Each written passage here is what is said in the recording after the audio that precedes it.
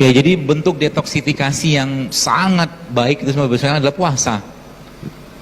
Puasa itu bentuk detoksifikasi yang dari zaman dulu sampai sekarang masih dipakai.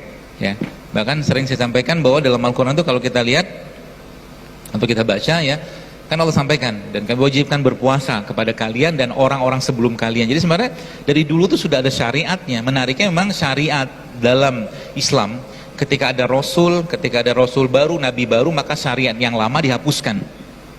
Ya, ketika Nabi SAW datang, Rasulullah datang, syariat Nabi Isa, Nabi Musa, Nabi Ibrahim semua di stop. Ya, dan muncullah syariat Nabi Muhammad yang diperintahkan Allah melalui Al-Quran. Tapi ada syariat yang sama dari zaman dulu. Salah satunya adalah puasa.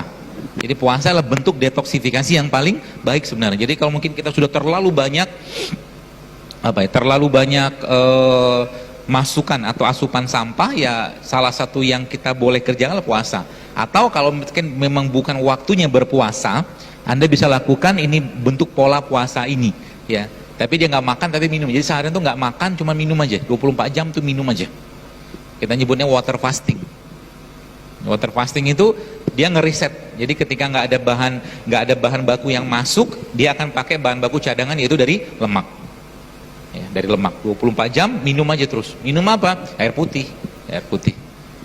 Bukan teh, bukan kopi, hanya air putih. Susah? Susah.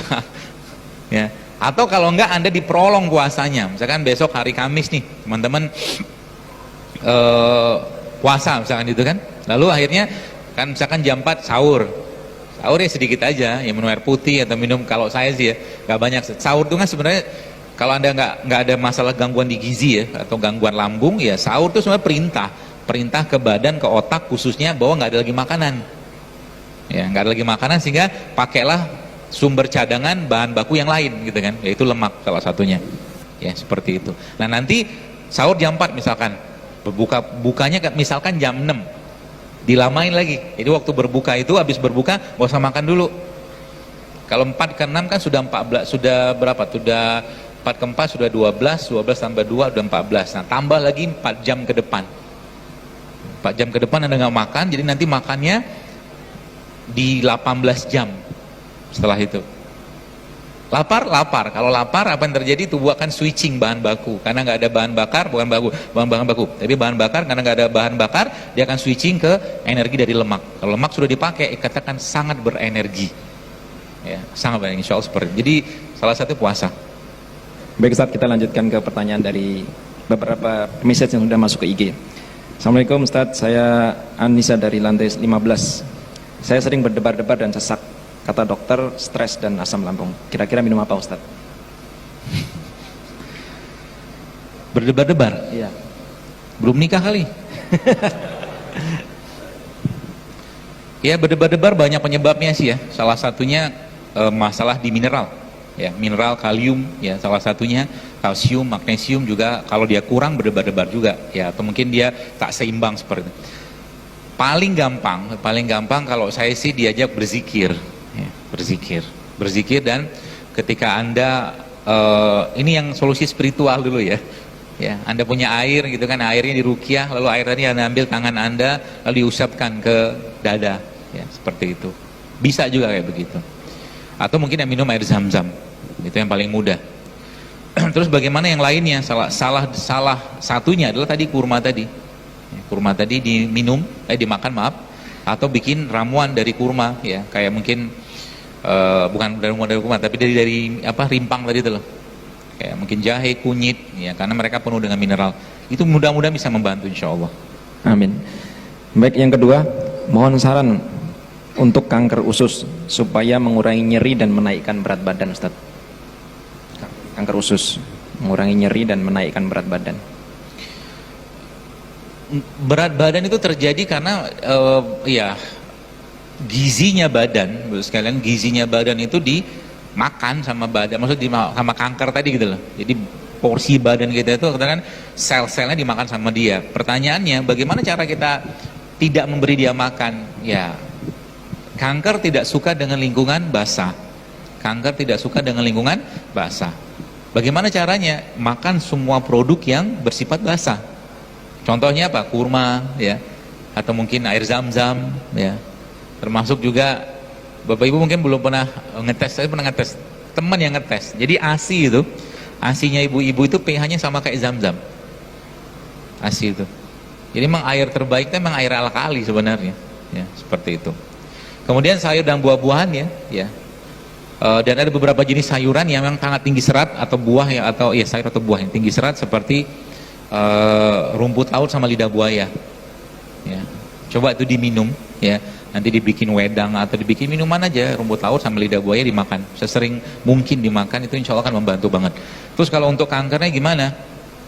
Kalau untuk kankernya ada 2 tumbuhan yang bisa Anda pakai, namanya kunyit sama meniran. Kunyit sama meniran. Meniran apa nanti di browsing aja. Ya. Itu 2 tumbuhan tadi insya Allah membantu untuk menyembuhkan, bukan menyembuhkan tapi mengobati kanker lah. Mengobati. Bisa direbus atau dimakan itu Ustaz ya. Lanjut. Kalau menaikkan berat badan gimana Ustaz? Nanti naik sendiri. Kalau naik berat badan makan protein lah. Protein ya. Protein ya sebaiknya jangan ikan-ikan yang merah gitu, atau mungkin daging warna merah ya. Lebih ke daging-daging putih, ikan-ikanan terutama. Siap. Batuk tidak hilang selama 1 minggu. Apakah ada buah-buahan atau makanan yang baik? Tergantung batuknya. Kalau batuknya batuk kering gitu ya cukup jeruk nipis sama madu. Ya, tapi kalau batuknya berdahak mungkin butuh herbal-herbal yang hangat kayak jahe ya, atau mungkin cengkeh, kapulaga gitu. Tergantung batuknya. Sama bunga lawang gitu Ustaz ya? Ya, itu juga bisa.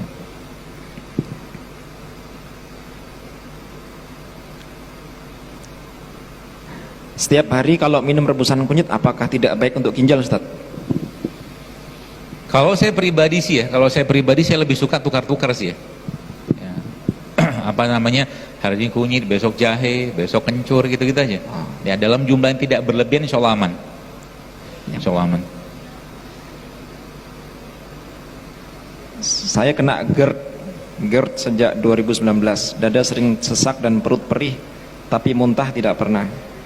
Jika dekat waktu makan dan waktu asar saya sering sendawa dan buang gas, serta perut perih dan panas. Saya sudah berhenti minum kopi dan merokok. Obat dokter sudah stop, sempat 3 bulan diminum. Sekarang konsumsi labu parang dan kelapa tua, tapi masih belum sembuh. Mohon nasihatnya Ustaz. Itu bisa dipakai itu jahe sama serai. Jahe sama serai di rebus ya, mungkin kasih air panas gitu, nanti airnya disaring terus di blender sama kurma. Jahe serai. Makanan untuk ibu menyusui supaya untuk meningkatkan ASI. Ustaz. Apa kira-kira Ustaz? Semua jenis ya, sebenarnya ada kacang-kacangan yang terutama. Kacang-kacangan termasuk habatus sauda juga bisa meningkatkan produksi ASI. Habatus sauda itu. Ya, kalau Indonesia kan ada apa tuh namanya? Daun katuk ya, itu juga bisa gitu kan, itu dimakan sayuran kayak begitu. Intinya Bu sekalian, ASI itu bisa diproduksi kalau ya bahan bakunya cukup. Bahan bakunya apa ya, semua bahan baku yang sehat. Jadi kalau ibu itu misalkan makan ikannya misalkan ikan tanpa digoreng gitu kan, dikukus ya, mungkin di sup, itu jauh lebih baik daripada digoreng. Juga akan meningkatkan produksi ASI ya. Termasuk juga minyak-minyakan seperti zaitun atau VCO juga akan membantu ya. Habatus sauda juga sama. Siap. Saya punya anak 2 tahun makan roti coklat tiap hari. Gimana? Saya punya anak 2 tahun setiap hari makan roti coklat Ustaz. Gimana cara mengganti roti coklat itu? Jangan dibeliin. Iya kan? Dia kan belum cari nafkah kan anaknya kan? Soalnya dia sudah cari nafkah, dia bisa beli sendiri. Kalau Anda yang punya kuasa ya jangan beliin. Ya. Simple. Coklatnya bisa diganti dengan cara beli bubuk coklat. Bikin ya. Kalau dia pengen tetap makan roti, Anda ganti dengan roti gandum, kan bisa. Ya, roti gandum yang bukan roti terigu gitu kan, itu yang masih gandum utuh kalau kita bilang tuh, insya Allah juga membantu sih ya, seperti itu. Atau bikin penganan-penganan dari talbinah tadi, atau tepung gandumnya Rasul itu juga bisa insya Allah. Baik Ustaz, setiap pagi saya tidak makan ataupun saat berpuasa saya tidak sahur. Apakah ini kebiasaan baik Ustaz? Pagi tetap makan tapi jangan banyak ya. Terutama tadi bahasa saya itu nyalain kompor. Minimal makan kurma 7 lah pagi itu. Ya, sama segelas air putih, atau Anda makan kurma 7, habis itu makan semangka sedikit ya. Karena memang besi pada kurma itu cocok ketemu dengan vitamin C. Jadi kalau makan kurma, makan jeruk, atau mungkin makan semangka, sebagaimana contohkan Nabi SAW, Nabi katakan panasnya kurma ini didinginkan dengan semangka tadi, seperti itu.